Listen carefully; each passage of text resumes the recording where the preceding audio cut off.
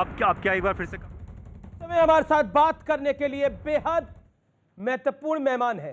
मेरे साथ मौजूद हैं देश के वरिष्ठ नेताओं में से एक, पूर्व कैबिनेट मंत्री, कांग्रेस पार्टी के वरिष्ठ नेता, जम्मू कश्मीर के पूर्व मुख्यमंत्री गुलाम नबी आजाद। आजाद साहब, आपका अभिनंदन है न्यूज 18 पर। सबसे पहले तो मेरा यह सवाल है कि एक वाकया को याद कर कर प्रधानमंत्री भी संसद में भावुक हो गए और आपके भी आंसू छलक आए। अक्सर हमने संसद में वाद विवाद को देखा है, कई बार पक्ष गुस्सा हो जाता है, कई बार विपक्ष गुस्सा हो जाता है, हमने वॉकआउट देखे हैं, लेकिन पार्लियामेंट्री डेमोक्रेसी का यह एक बेहतरीन नजारा था। क्या कहना चाहते हैं आप? इसी को लोकतंत्र कहते हैं। लोकतंत्र में सदन के अंदर, सदन के बाहर तनाव भी रहता है, टोका टोकी भी होती है, एक दूसरे की निंदा भी होती है, लेकिन जब समय आया तो हम इकट्ठे वोट भी करते हैं और कभी कभी अगर अच्छा कोई कानून बनाए तो विपक्ष सरकार की तारीफ भी करता है और कभी विपक्ष के लोग अगर अच्छा सुझाव दे दें, अच्छा पॉइंट दे दें तो सत्ताधारी पार्टी के लीडर्स भी उसको बहुत अच्छा मानते हैं जी। और जब पार्लियामेंट से विदाई का समय आया तो उस वक़्त पार्टी के आधार पर नहीं होता है, बल्कि व्यक्तिगत उस व्यक्ति का कैसा स्वभाव रहा हो, पिछले वर्षों में किस तरह का कार्य उसने किया हो, किस तरह का काम किया हो सदन के अंदर, उस पर चर्चा होती है। तो मेरे ख्याल में जो परसों का विदाई भाषण था तो वो किसी बिल पर नहीं था, किसी कानून पर नहीं था, कोई विवादित चीज नहीं थी। लेकिन अक्सर विपक्ष आरोप लगाता है कि प्रधानमंत्री बड़े संवेदनहीन हैं, लेकिन राज्यसभा में प्रधानमंत्री का भी गला रुध गया और आपके भी आंसू छलक आए। क्या कहना चाहते हैं? क्योंकि जिस तरह से मैं उस दृश्य को देख रहा था उस समय, जिस तरह से प्रधानमंत्री ने आंसुओं के साथ आपको सैल्यूट किया, ऐसा हाल फिलहाल में या फिर गत कई वर्षों में नहीं देखा गया है। उसका चाहे प्रधानमंत्री जी भावुक हो गए या उनके आंखों में आंसू आए या मेरे आंखों में आंसू आए, वो एक समय के वाकये से थे, एक इंसिडेंट से उसका संबंध था। माननीय प्रधानमंत्री जी जब चीफ मिनिस्टर गुजरात की और मैं जब चीफ मिनिस्टर था जम्मू कश्मीर का, तो ये जो घटना हुई थी उस वक़्त 2006 में कि मिलिटेंटों ने कश्मीर के जो पर्यटक थे उन पे हमला किया, ग्रेनेड से हमला किया और बहुत सारे पर्यटक मर गए गुजरात के और कई जख्मी हो गए। तो उस वक़्त जब मैं साइट पे पहुंचा था तो किस तरह से मैं रो रहा था, और फिर बाद में शाम को जब उनको विदाई की मैंने एयरपोर्ट पे, और किस तरह से बच्चे औरतें मेरी टांगों से और गले में मिलते मिलते मुझसे लिपट गए और रोते रहे, दृश्य हमने देखे, उनसे भी ज्यादा चिल्ला चकल आंसू यकीन मानिए आजाद साहब, मैं आपको मैं लंबे अरसे से जानता हूं। मैंने भी जब वो दृश्य को देखा उस दिन जब आपने इसका जिक्र किया तो हमने अपने आर्काइव से इस दृश्य को निकाला और दर्शकों को दिखाया कि किस तरह से आप भावुक हो गए थे बतौर मुख्यमंत्री। वाकई यकीन मानिए वो दृश्य देखकर मेरे भी आंसू छलक गए, जिस तरह से आप भावुक हो रहे थे, जिस तरह से परिवार भावुक हो रहे थे। वाकई वो जो दृश्य थे वो किसी भी व्यक्ति की आंखों में आंसू लेके आ सकते हैं, इसमें कोई दो राय नहीं है। तो यही उसका जब हम उल्लेख कर रहे थे कि प्रधानमंत्री कह रहे हैं कि भाई हम लड़ाई करते हैं, लेकिन अच्छा जब हम इंसान भी हैं, चाहे गुजरात का आदमी हो और एक तरफ से मिलिटेंट उसको मारे और दूसरी तरफ से रोने वाला कश्मीरी है, कश्मीर का मुख्यमंत्री रोने वाला है, तो इसलिए उन्होंने सल्यूट किया कि भाई ये आप इंसान भी हैं, एक साथ साथ विपक्ष के नेता के साथ साथ अब अच्छे इंसान भी हैं, तो शायद इसकी वजह से वो सल्यूट उन्होंने किया। लेकिन मैं आभारी हूं उनका कि उन्होंने मैं आभारी हूं प्रधानमंत्री जी का कि उन्होंने 14 साल पुरानी बात को अभी तक याद रखा और उनके मन में ये बात अभी तक थी और आज मौका पाकर उन्होंने इस बात का उल्लेख किया। 14 साल पुरानी जी बात। जी आजाद साहब, मैं आपसे जानना चाहता हूं, बड़ा महत्वपूर्ण है, दो बड़ी घटनाएं हुई इस हफ्ते। एक तो आप राज्यसभा से आप रिटायर हो रहे हैं, आपका विदाई भाषण था, और प्रधानमंत्री मोदी भावुक हुए। दूसरी, उसके बाद G23 के जो नेता हैं, ऐसा कहा जा रहा है, वो आपके घर भी पहुंचे आपसे मिलने के लिए। क्या भारत की सियासत में कुछ बड़ा होने वाला है? देश आपकी तरफ भी देख रहा है। देखिए, भारत की राजनीति में तो हमेशा बड़ा कुछ होता ही रहता है जी, लेकिन मैं नहीं समझता हूं कि कोई आने वाले वक्त में कुछ बड़े होने वाला है। अब तो अगले 2-3 महीने तो सबकी नज़रें केरला के और तमिलनाडु, पौंडीचेरी, बंगाल और असम की तरफ है। सब पार्टियां उसी में लगेंगी, हम भी अपनी पार्टी की तरफ से लगेंगे। सदन के अंदर एक दूसरे की तारीफ करना एक बात है, लेकिन आखिर में हम सब अलग अलग पार्टियों से संबंध रखते हैं, सब पार्टीज की और हम सब की अलग अलग विचारधारा है। लेकिन आजाद साहब, आपकी तारीफ को लोगों ने बहुत चीजों के साथ जोड़ दिया। हालांकि आप इस पर क्या कहना चाहते हैं? नहीं, मेरे ख्याल में बहुत सारे लोगों ने, मैंने अटल जी के भाषण भी देखे हैं, मैंने इंदिरा जी के भाषण देखे हैं, चंद्रशेखर के भाषण देखे हैं, नरसिम्हा राव जी के भाषण देखे हैं, जब लोग और राजीव जी के भाषण देखे हैं। तो शायद जिन लोगों ने ये तमाम पास्ट का हिस्सा नहीं रहे होंगे तो उनको ये कोई नई चीज़ लगी होगी। मैंने अटल जी का भाषण देखा है, जिस तरह से इंदिरा जी की बारे में वो कितना अच्छा बोलते थे, लेकिन दूसरे ही दिन उससे भी डट के उनका विरोध भी करते थे। लेकिन ये राजनीति का हिस्सा है। जी, लेकिन केंद्रीय मंत्री रामदास अठावले ने आपसे संकेतों में कहा कि अगर कांग्रेस आपको वापस राज्यसभा में नहीं लाती तो वो तैयार है। ऐसा हुआ तो आप उनका ऑफर क्या कबूल करेंगे? क्योंकि प्रधानमंत्री मोदी ने भी बोला वो मैं आपको रिटायर नहीं होने दूंगा। हाँ, तो उसमें ज्यादा रीड नहीं करना चाहिए, उसमें पढ़ना नहीं चाहिए। बहुत सारे, वो आप लोगों ने शायद माननीय प्रधानमंत्री जी की स्पीच सुनी, तो और भी 25 पार्टीज के लीडरों ने बात की, उनमें से कई ने ये बात कहा कि आप हमारे से आइए। लेकिन वो एक समय था, वो एक सब पार्टीज ने अपना प्यार जताने के लिए, दिखाने के लिए, क्योंकि मैंने कहा कि एक ये व्यक्ति की बात हो रही थी, उस वक्त पार्टी की बात नहीं हो रही थी, तो उसमें अपना सुझाव सबने दिए। तो मैं नहीं समझता हूँ कि उस रास्ते पे कोई जाने वाला है।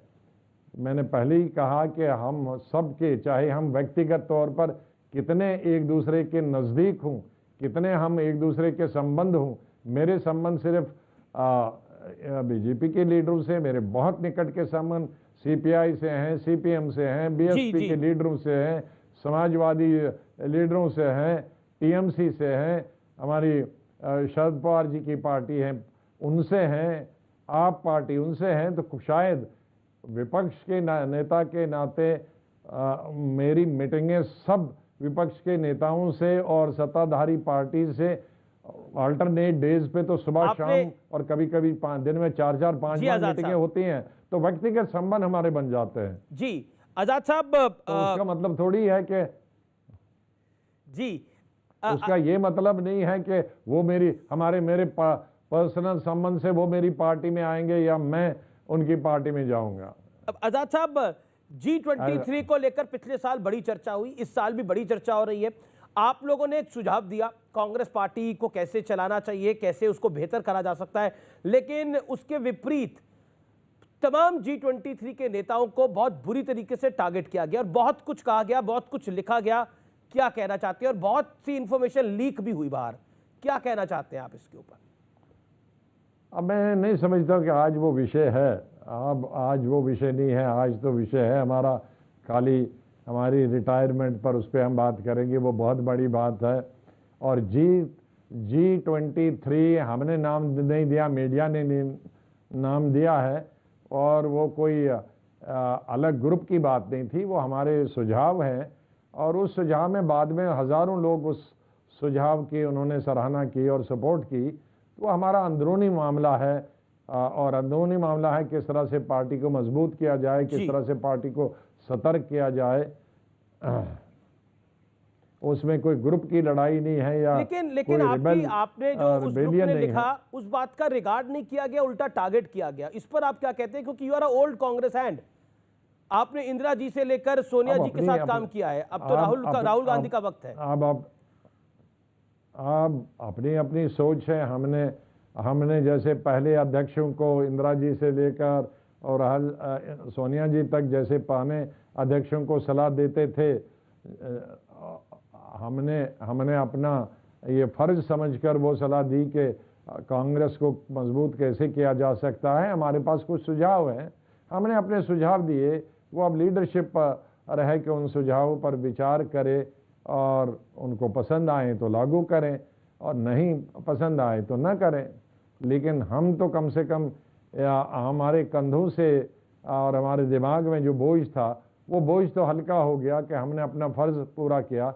क्योंकि लोग हमसे मिलते थे, सेंट्रल हॉल में मिलते, हमारे घर में, हमारे ऑफिस में मिल के कि भाई आप लोग पुराने हो तो आप चुपचाप के कुछ सुझाव क्यों नहीं देते। उसमें कोई लीडरशिप के खिलाफ कोई बात नहीं थी। वो संगठन को आजाद साहब इसको कैसे मजबूत किया जा सकता उसके बारे में सार्वजनिक तौर पर जो कुछ लिखा गया बना दिया गया, ये लीडरशिप के खिलाफ है। बना दिया गया कि ये जो ग्रुप 23 है, चाहे मनीष तिवारी हो, चाहे कपिल सिब्बल हो, चाहे आप हो, आप तो इन सब में सबसे वरिष्ठ है, चाहे आनंद शर्मा हो, ये सब लोगों को एक टारगेट पे ले लिया गया और कहा दिया गया ये ओल्ड हैंड है, अब न्यू हैंड की आवश्यकता है। यानी ये ओल्ड गार्ड है, अब यंग गार्ड की आवश्यकता है। हम कहाँ, हम तो चाहते हैं यंग गार्ड आ जाएं, लेकिन फील्ड में जाएं। लेकिन क्या आपको लगता है कि जिस तरह से ये पूरा घटनाक्रम हुआ, इससे पार्टी की छवि को नुकसान हुआ नेशनली? नहीं, छवि को नुकसान नहीं होता है। अगर सलाह मानी जाए तो पार्टी को फायदा ही होता है। जी, प्रधानमंत्री ने जिक्र किया लोकसभा के अपने भाषण में कि कांग्रेस एक कंफ्यूज पार्टी है, राज्यसभा में इनका पहिया कुछ और कह चलता है और लोकसभा में इनका पहिया कुछ और चलता है। राज्यसभा में उनका पूरा भाषण सुना गया, लोकसभा में वॉकआउट कर लिया गया। इस पर आप क्या कहना चाहते हैं? क्या आपको लगता है लोकसभा की लीडरशिप में मैच्योरिटी की कमी है? लोग नहीं, मैं लोकसभा नहीं, अगर आज जिन लोगों ने कॉन्स्टिट्यूशन पढ़ा होगा तो उन्होंने दोनों हाउसेस के बीच में क्या फर्क है उनको मालूम हो।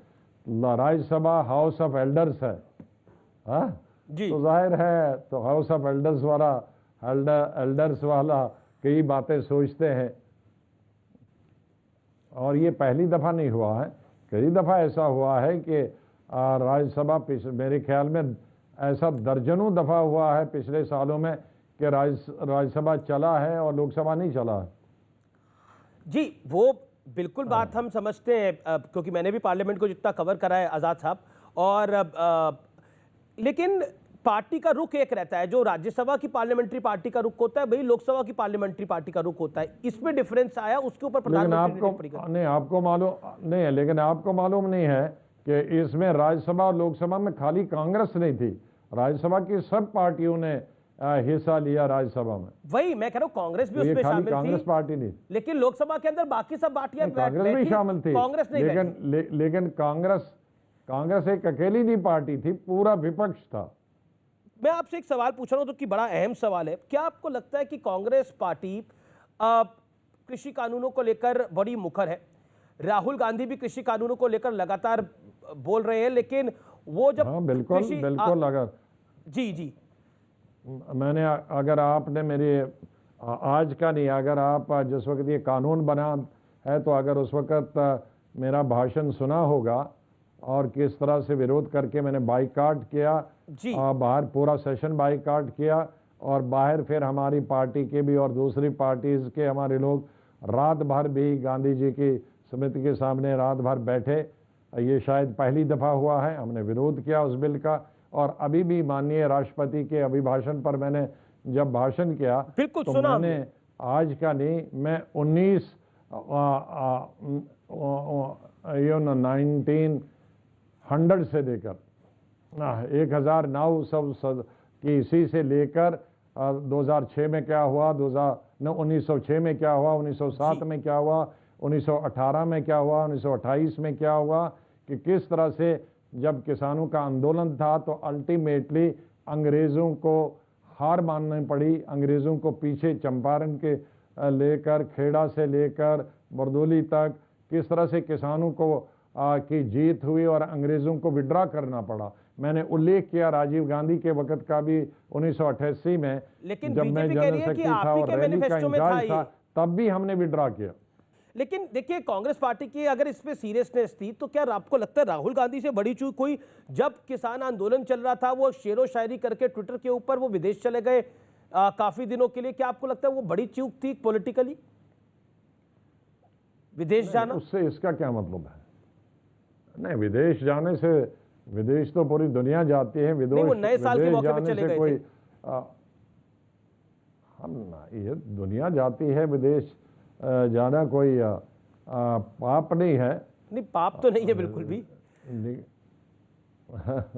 नहीं, मैं इसको मेरा सवाल किसानों का ये मैं अभी भी पॉलिटिकली आप कह रहे हैं आजाद साहब, मेरा सवाल है, कांग्रेस पार्टी कह रही है कि हम किसानों के मुद्दे को, आप भी कह रहे हैं कि हम किसानों के मुद्दे को लेकर खड़े हैं, आप लगातार बोल रहे हैं पिछले काफी महीनों से, लेकिन उसी बीच में राहुल गांधी का विदेश चले जाना पूरी सिचुएशन को डिफ्यूज नहीं कर जाता? राहुल गांधी की सीरियसनेस को नहीं दिखाता कि वो कितने सीरियस है इस मुद्दे को लेकर? ये एक सवाल खड़ा होकर बीजेपी लगातार बोलती है इस बात को। सवाल यह है कि अभी तीन महीने हो गए किसानों को आंदोलन चलाते हुए, तो उसमें अगर वो 5-6 दिन गए बाहर तो उससे कोई आंदोलन पे तो फर्क नहीं पड़ा ना। पर ज्यादा दिन के लिए गए थे, वैसे 6 दिन के लिए नहीं गए थे। अरे 10 दिन के लिए गए, लेकिन वहां जाकर भी वो ट्वीट करते थे आंदोलन के बारे में, आंदोलन को अपना समर्थन देने के लिए। चीन सीमा पर भारत की बड़ी जीत हुई है। डिफेंस मिनिस्टर राजनाथ सिंह का बड़ा बयान आया है। दोनों तरफ की सेनाएं पैंगोंग लेक से पीछे हटेंगी। संसद में रक्षा मंत्री ने यह बड़ा ऐलान किया है, इसको आप कैसे देखते हैं? देखो, जहां तक चीन का संबंध है, जहां का फौजियों का संबंध है, हम चाहे विपक्ष में हो, चाहे कांग्रेस पार्टी हो या दूसरे विपक्ष के नेता हो, हम हमारे भारत के फौजियों के साथ खड़े रहेंगे, क्योंकि पूरा भारत की रक्षा करने वाले जो सियाचिन में और इसी तरह जो मैं पार्लियामेंट में कह चुका हूं अपने उनके बारे में कि दीवारें भी बर्फ की, मुझे जाने का मौका मिला है, सियाचिन जाने का, चशूल जाने का, कि जहां इनकी छत भी बर्फ की होती है, ग्लेशियर की होती है, दीवारें भी ग्लेशियर की होती हैं और फर्श भी ग्लेशियर का होता है। और वैसे में ये तकरीबन 30-40 -50 या 60 डिग्री माइनस में वहाँ रहते हैं, तो हम उनके साथ खड़े हैं। और जहाँ तक चीन के मुकाबला सवाल है, हम अपनी सरकार के साथ बराबर खड़े रहेंगे चीन के मुकाबले में। और हम चाहते हैं कि जितनी भी चीन ने ज़मीन ली है अलग अलग समय पे, वो वापस होनी चाहिए। शुक्रिया आजाद साहब हमारे साथ जुड़ने के लिए, न्यूज़ 18 के मंच पे आने के लिए। गुलाम नबी आजाद, आपका बहुत बहुत शुक्रिया हमारे साथ जुड़ने के लिए और बेबाक बातचीत करने के लिए। तो ये थे गुलाम नबी आजाद।